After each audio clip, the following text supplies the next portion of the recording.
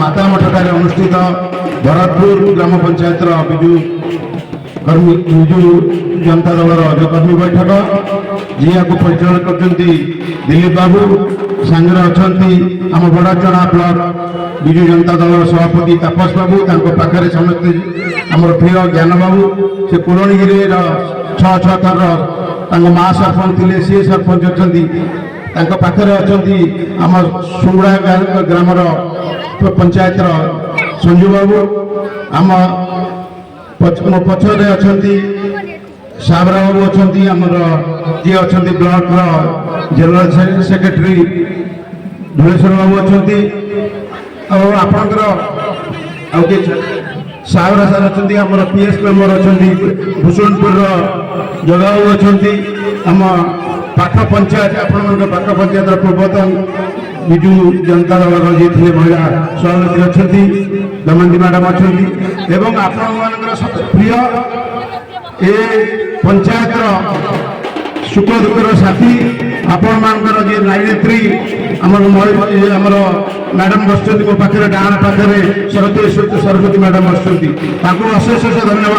ସୁନ୍ଦର କାର୍ଯ୍ୟକ୍ରମ, ମୁଁ ଆଶ୍ଚର୍ଯ୍ୟ ହେଇଥିଲି, ମୁଁ ଆଗେ କ୍ଷମା ମାଗୁଛି, ମୁଁ ଯେତେବେଳେ ଆସିଥିଲି ଆମେ ଆଜି ଯାଇଥିଲୁ, ଆଜି ଯାଜପୁର ଜିଲ୍ଲା ବିଜୁ ଜନତା ଦଳର ବୈଠକ ହେଉଥିଲା, ମାନ୍ୟବର ପୂର୍ବତନ ଯେଉଁ ଥିଲେ ମନ୍ତ୍ରୀ ବିଧାୟକ ବବି ଦାସଙ୍କ ଘରେ ହେଉଥିଲା ଏବଂ ସେଥିପାଇଁ ଆସିବାକୁ ବିଳମ୍ବ ହେଲା, କିନ୍ତୁ ମୋର ଭରସା ଥିଲା ନିଶ୍ଚିନ୍ତ ମୁଁ ସମୟରେ ପହଞ୍ଚିବି, କିନ୍ତୁ ଯେତେ ଚେଷ୍ଟା କଲେ ମଧ୍ୟ ତାହା ସମ୍ଭବ ହୋଇପାରିଲା ନାହିଁ। ଭରତପୁର ପଞ୍ଚାୟତ ବିଷୟରେ ମୁଁ କିଛି ବେଶୀ କହିବିନି। ଭରତପୁର ପଞ୍ଚାୟତର ଯିଏ କହୁଥିଲେ ସେ ବିଷୟରେ ସମସ୍ତେ ଆପଣ ଜାଣିଛନ୍ତି।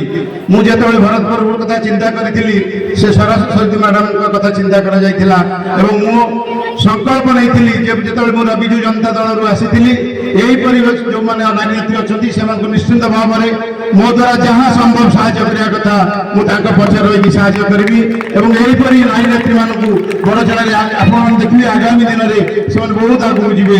ଖାଲି ପଞ୍ଚାୟତରେ ସୀମିତ ରହିବେନି, ତାକୁ ବ୍ଲକ ସ୍ତରରୁ ନେଇକି ଜିଲ୍ଲା ସ୍ତରରେ ପହଞ୍ଚାଇବା ଦାୟିତ୍ୱ ମୋର। ମୁଁ ସେ କାମକୁ ଆଗେଇ ନେବା ପାଇଁ ପ୍ରତିଶ୍ରୁତିବଦ୍ଧ ମଧ୍ୟ। ସରକାର ଆସିଛି, ସରକାର ଯିବ। ବିଜୁ ଜନତା ଦଳ ସରକାର ଥିଲା, ବିଜୁ ଜନତା ଦଳ ସରକାର ଯାଇଛି, ବିଜେପି ସରକାର ଆସିଛି।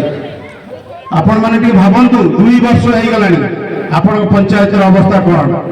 ମୁଁ ତ ଜଣେ ସାମ୍ବାଦିକ ଭାଇମାନଙ୍କୁ ଯେତେବେଳେ ପଚରା ହେଉଥିଲା ନବୀନ ନିବାସରୁ, ଯେତେବେଳେ ନବୀନ ନିବାସରୁ ଫେରୁଥିଲି, ଯେ ବଡ଼ଚଣା ବିଷୟରେ ମୁଁ କହିଥିଲି ଯେ ଏଠି ବର୍ତ୍ତମାନ କହୁଛନ୍ତି ବିଜେପି ଗଲା, ଆମେ 3টাରେ ପାରଙ୍ଗମ, MMB, ମାଟି ଚୋରି କରିବୁ, ମହରମ ଚୋରି କରିବୁ ଆଉ ବାଲି ଚୋରି କରିବୁ। ସେଥିପାଇଁ ସେମାନେ ହଉଛି ମହାରଥୀ ହାସଲ କରିଛନ୍ତି। ମାଟି ମାହାକୁ ନାରା ଦେଇକି ଜିତିଥିଲା ଏଠି ଯେଉଁ ବିଧାୟକ ହେଇଛନ୍ତି, ସେ କହୁଥିଲେ ମୁଁ ମାଟି ମାର ପୁଅ। ଆଜି ଆପଣ ଦେଖିବେ ଟ୍ରିପ୍ରେ ମାଟି ଚୋରି ହେଉଛି, ମହରମ ଚୋରି ହେଉଥିଲା, କହୁଥିଲେ ଦିଲ୍ଲୀପ ବାବୁ।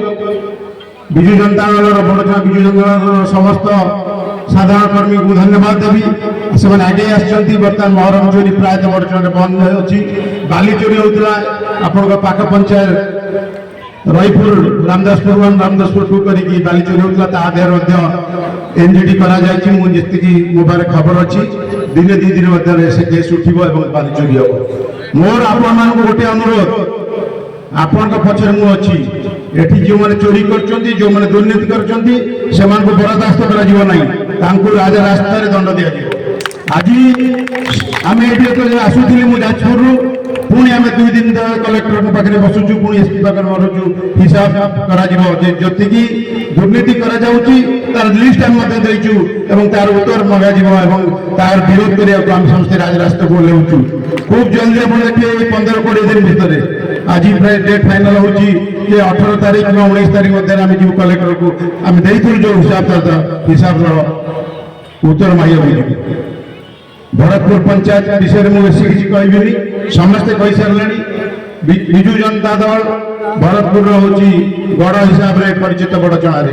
ମୁଁ ଯେତେବେଳେ ଯୁଆଡ଼େ ଯାଇଛି, ଯେତେବେଳେ ମୁଁ ରାଜନୀତିରେ ବିଜୁ ଜନତା ଦଳ ଆସିଛି, ଯେତେବେଳେ ଜାଣିବାକୁ ଚେଷ୍ଟା କରିଛି, ସବୁ ପଞ୍ଚାୟତର ଲୋକ ଭରତପୁରକୁ ଏକ ସମ୍ମାନଜନକ ଦେଇଛନ୍ତି ଯେ ସେଠି ବିଜେଡି ସୁସ୍ଥ ବହୁତ ଦୃଢ଼ ଭାବରେ ରହିଛି। ଏବେ ନୁହେଁ, ଆଗରୁ ମଧ୍ୟ ରହିଥିଲା। କଂଗ୍ରେସ ସମୟରୁ ମଧ୍ୟ କୁହାଯାଉଥିଲା ଯେ ବିଜୁ ଜନତା ଦଳ ତା ପୂର୍ବରୁ ଜନତା ଦଳ ସମୟରେ ମଧ୍ୟ ଏଠି ସଶକ୍ତ ଥିଲା, କାରଣ ଆର ଯିଏ ନେତୃତ୍ୱ ନେଉଥିଲେ ସେ ସେହିପରି ଏକ ଭଲ ଲୋକ। ତାଙ୍କୁ ସେଇଥିପାଇଁ ଆପଣମାନେ ତାଙ୍କୁ ସରପଞ୍ଚ କରିଥିଲେ, ତାଙ୍କ ପରିବାର ସହିତ ଆପଣମାନେ ଅଛନ୍ତି। ଦୁର୍ନୀତିକୁ କୌଣସି ମତେ ବରଦାସ୍ତ କରାଯିବ ନାହିଁ। ଆପଣଙ୍କ ପୂର୍ବତନ ସରପଞ୍ଚ ଅଛନ୍ତି, ଆପଣମାନେ ଅଛନ୍ତି, ଆପଣ ତ ମୁଁ ନିଶ୍ଚୟ ବହୁତ ଦେଖୁଛି ଯେ ଆପଣ ବହୁତ ଆଗ୍ରହ ସହିତ ଏ କାର୍ଯ୍ୟକ୍ରମ ଅଛନ୍ତି, ବହୁତ ମା ମାନେ ଅଛନ୍ତି, ଭଉଣୀମାନେ ଅଛନ୍ତି, ଗୁରୁଜନ ଲୋକମାନେ ଆସୁଛନ୍ତି। ବିଜୁ ଜନତା ଦଳର ନେତା ଆପଣ ଦେଖିଥିବେ ବିଜୁ ନବୀନ ପଟ୍ଟନାୟକ ବହୁତ କମ୍ କଥା କୁହନ୍ତି କିନ୍ତୁ କାମରେ ସେ କରି ଦେଖାନ୍ତି। ଆମ ବିଜୁ ଜନତା ଦଳର ଯିଏ ସରପଞ୍ଚ ଥିଲେ ବା ଯେଉଁମାନେ ଅଛନ୍ତି ବହୁତ ଲୋକ ମୁଁ ଦେଖୁଛି ବହୁତ କମ୍ କଥା କହୁଛନ୍ତି କିନ୍ତୁ କାମ ଉପରେ ସେମାନେ ମାହିର। ତାଙ୍କଠୁ ବହୁତ କିଛି ଶିଖିବାର ଅଛି। ମୁଁ ମଧ୍ୟ ତାଙ୍କୁ ଶିଖୁଛି ଯେ ସେମାନେ କେତେ ଭଲ ପାଆନ୍ତି ଏ ଦଳକୁ। ଏଠି ଅରଖପୁର କଥା କୁହାଯାଉଥିଲା, ମୁଁ ଅରଖପୁରରେ 5 ତାରିଖ ଦିନ ସେ ସରପଞ୍ଚ ବସୁଛନ୍ତି, ସେ ବାହା ପାଖରେ ବସୁଛନ୍ତି, ଅଛନ୍ତି ସରପଞ୍ଚ କିଏ ଅଛନ୍ତି। 5 ଦିନ ତଳେ ଆମେ ବସିଥିଲୁ, 5 ତାରିଖରେ ବର୍ଷାରେ ଆମେ ମିଟିଂ କରିଥିଲୁ। ଏପରି ମିଟିଂ ହେଇଥିଲା, ତାଙ୍କୁ ଯାଇକି ବିଜେପି ଦଳ ତାଙ୍କୁ ଭୋଟ ତଳେ ପଡ଼ିଲେଣି, ଆସ କଣ ଭୁଲ ହେଇଛି ଆମ ପାଖକୁ ପଳେଇ ଆସ, ଯାହା ତମର ଦରକାର ଆମେ ଦେବୁ। ଆମେ ଗୋଟେ ହରିଜନ ସାହିରେ ବସିଥିଲୁ, ମିଟିଂ ସରିଲା ପରେ ଗୋଟେ ହରିଜନ ସାହି ମତେ ଡାକିଥିଲେ। ଆମେ ତା ପରଦିନ ଯାଇଥିଲୁ ସେ ହରିଜନ ସାହିକି, ତାଙ୍କ ଦୁଃଖ ଶୁଣିଥିଲୁ କେମିତି କରାଯିବ।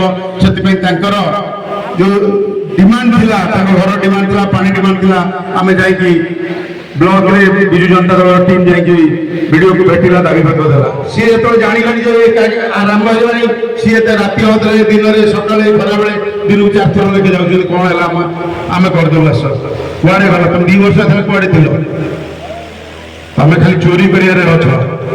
ତମକୁ ମୁଁ ୱାର୍ଣ୍ଣିଂ ଦେଇକି ଯାଉଛି, ବିଜୁ ଜନତା ଦଳ ବରଦାସ୍ତ କରିବନି। ତମେ ଯେତିକି ଚୋରି କଲ, ଏଥର ଚୋରି କଲେ ତମେ ମରିବ।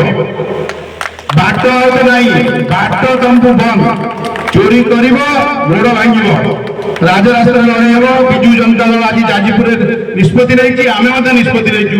ଅରଖପୁରରେ ଯେମିତି ରାତିରେ ବାଲି ଚୋରି କରୁଥିଲେ, ତାଙ୍କର ଭାଇ ଜଣେ ଫୋନ କରି ମତେ କହିଲେ, ମୁଁ କହିଲି ଆଗେ ତାଙ୍କୁ ବାନ୍ଧି ଦିଅ, ତାପରେ ମୁଁ ଯାଇକି ଫୋନ ଜୋର ପହଞ୍ଚୁଛି। ମୁଁ ଆପଣଙ୍କ ପଛରେ ଅଛି, ଆପଣ ଜମା କରିବାର ନାହିଁ। ଯାହା ଦରକାର, ଯାହା ନ୍ୟାୟୋଚିତ ହବ, ନିଶ୍ଚିନ୍ତ ମୁଁ ଆପଣଙ୍କ ସହିତ ଅଛି।